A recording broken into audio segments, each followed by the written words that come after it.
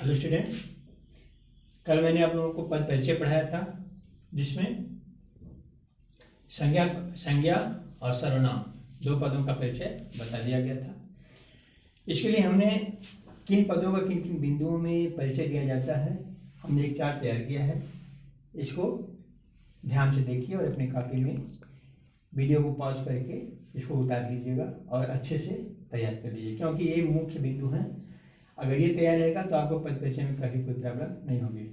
इन बिंदुओं को पहले ध्यान से देख लीजिए, ठीक है।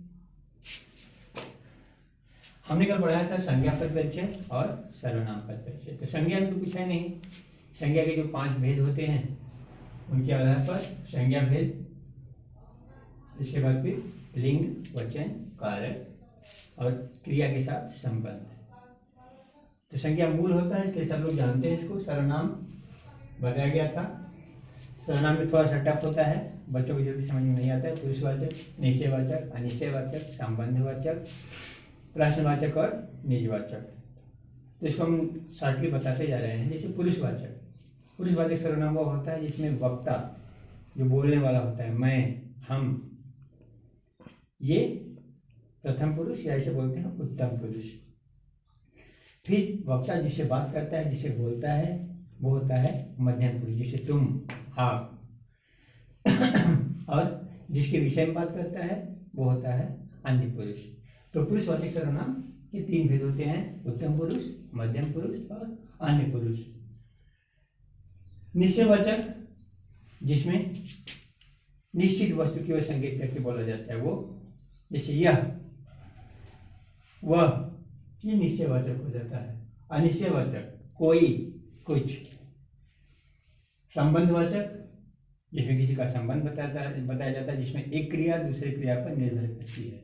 जैसे यदि तुम पढ़े होते तो परीक्षा में पास हो गए होते, यदि वर्षा हुई होती तो फसल अच्छी होती। यानी एक क्रिया का होना दूसरी क्रिया पर निर्भर करता है। वर्षा के होने पर फसल का अच्छा होना निर्भर करता है। यहाँ होता है संबंधवाचक। प्रश्नवाचक जिसमें प्रश्नसूचक शब्दों का प्रयोग होता है सर्वनाम में। निजवाचक में जिसमें कर्ता स्वयं या अपने आप कोई कार्य करता है।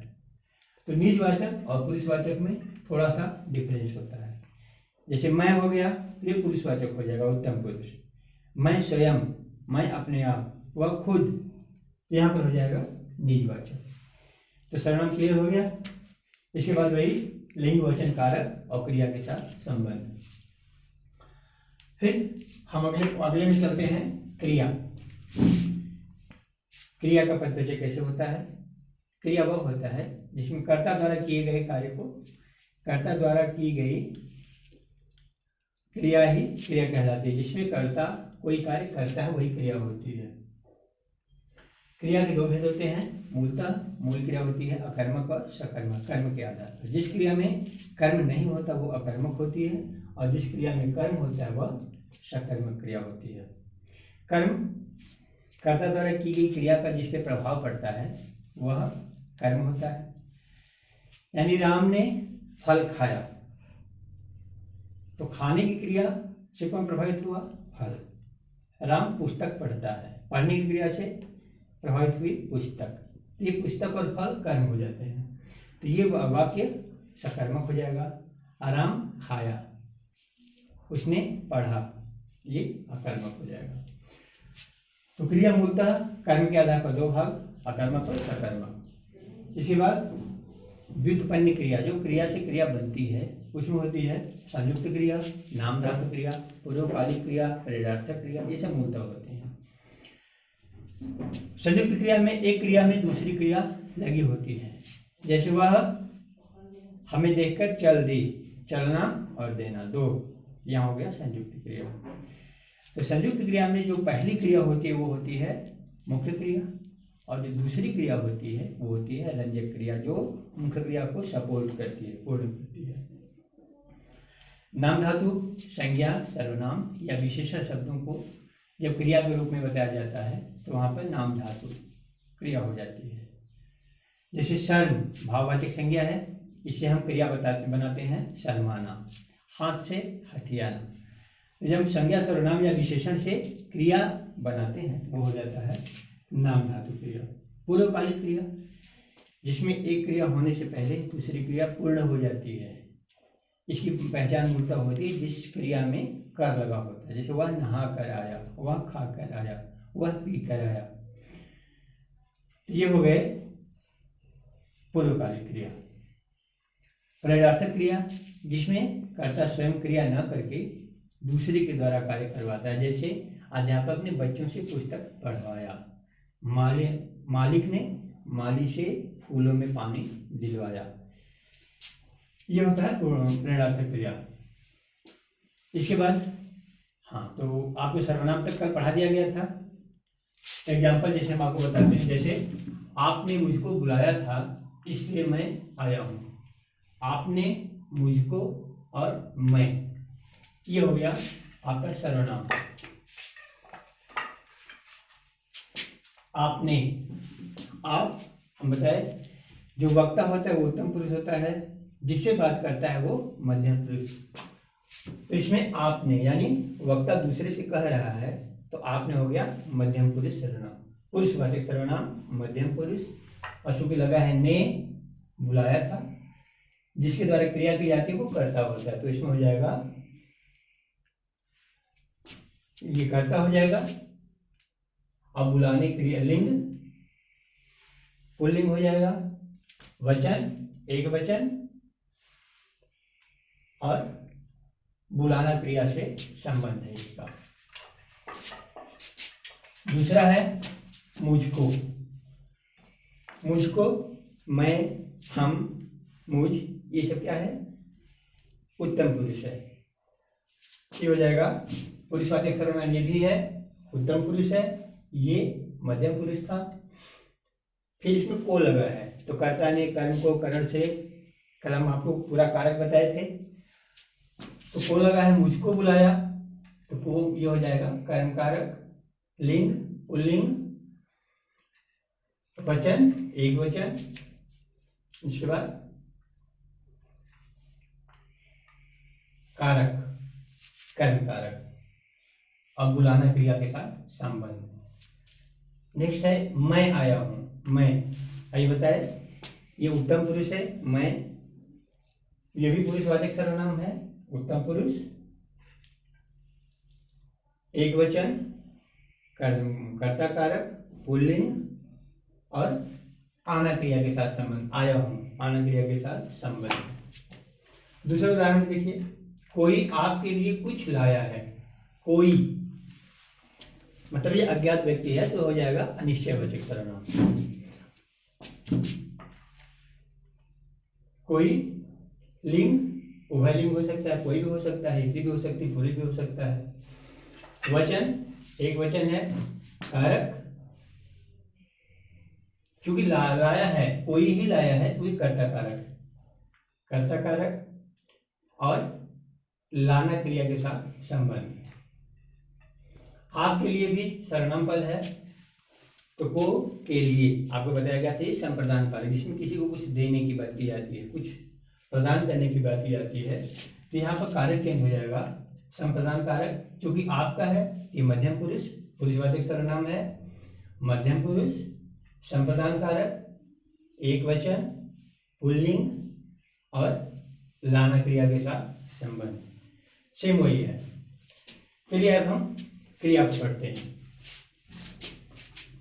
विशेषण, पहले विशेषण पढ़ लेते हैं। विशेषण में विशेषण का पद परिचय आपको बताया गया था। विशेषण कितने प्रकार के होते हैं? 4 प्रकार के होते हैं, गुणवाचक, संख्यावाचक, परिमाणवाचक और सार्वनामिक विशेषण। ये आपको हम जो चार्ट बनवाए हैं, इस चार्ट को आप ध्यान से देखिए, जो पीछे के सिलेबस में है उसको तैयार कीजिए। तो गुणवाचक, संख्यावाचक, सर्वनामिक और ये परिमाणवाचक। इसका एग्जाम्पल देखिए, छोटे बच्चे ने 1 लीटर दूध पी लिया। तो सर्वनाम विशेषण वो होता है जिसमें संज्ञा या सर्वनाम की विशेषता बताई जाती है। तो बच्चा संज्ञा है, उसकी विशेषता है कि वो छोटा है, तो ये गुणवाचक विशेषण है। छोटा बच्चा गुणवाचक विशेषण है। इसमें क्या बताया जाता है? विशेषण के भेद, और लिंग, वचन, कारक और विशेष्य। तो छोटे बच्चे ने गुणवाचक विशेषण, एक वचन, पुल्लिंग है, बच्चा है, पुल्लिंग, कारक ने है, कर्ता कारक हो जाएगा, और विशेष्य, विशेष्य वो होता है जिसकी विशेषता बताई जाती है, यानी विशेष्य, बच्चा विशेष्य का विशेषण है, ये पद परिचय हो गया। इसी तरह 1 लीटर दूध पी लिया, तो दूध की विशेषता बताता है, ये विशेषण है, ये परिमाण है, 1 लीटर द्रव्यमान बताता है। इसके बाद वही इसके साथ हम बता देंगे, इसमें 1 लीटर दूध है, उभयलिंग है, ये पुल्लिंग है, दूध है, वचन, एक वचन, कारक 1 लीटर दूध पी लिया, और दूध का जो है ये विशेष्य है, विशेषण है, दूध विशेष्य का विशेषण है।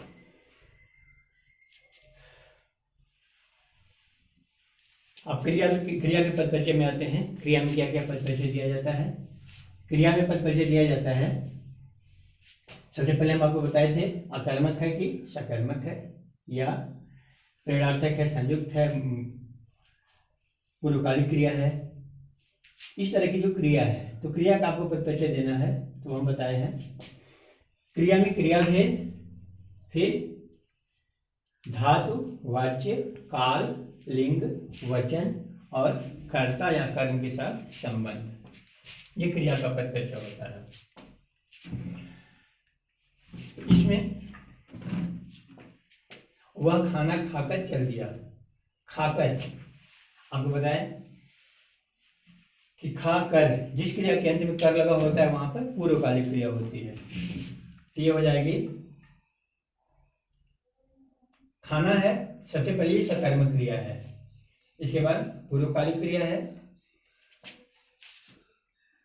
फिर धातु, खाना, क्रिया खाना है, आप क्रिया के मूल पद से ना हटा देंगे तो धातु बन जाती है, तो खा धातु हो जाएगी इसकी।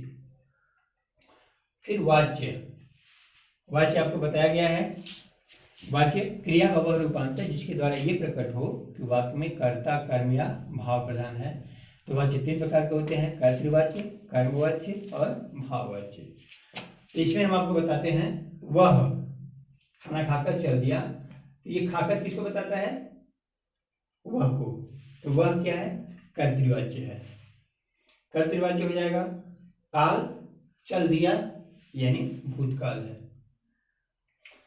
लिंग, पुल्लिंग है, चल दिया। वचन, एक वचन, और वह के साथ, वह कर्ता के साथ संबंध है। अगला देखिए, सब लोग घर गए हैं,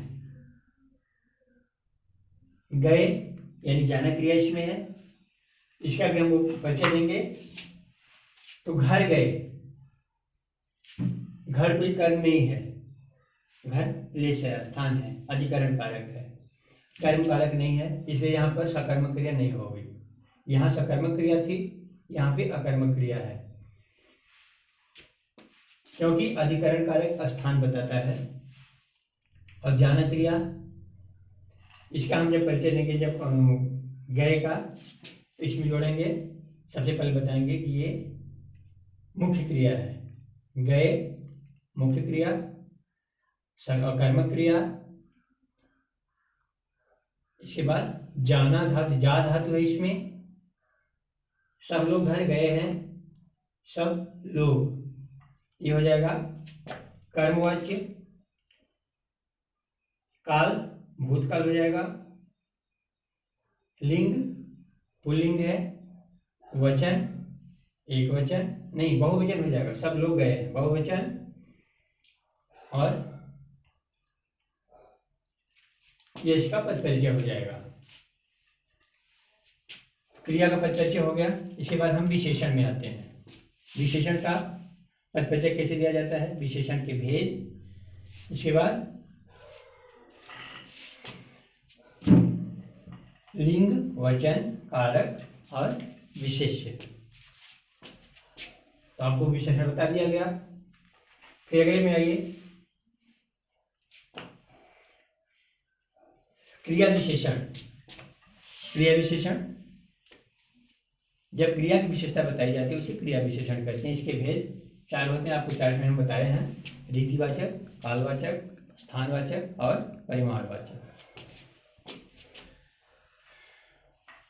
इनमें ये सिर्फ इसका बताया जाता है कि ये कौन सा विशेषण है, क्रिया विशेषण है, उसका भेद और जिस क्रिया का क्रिया विशेषण उसका निर्देश।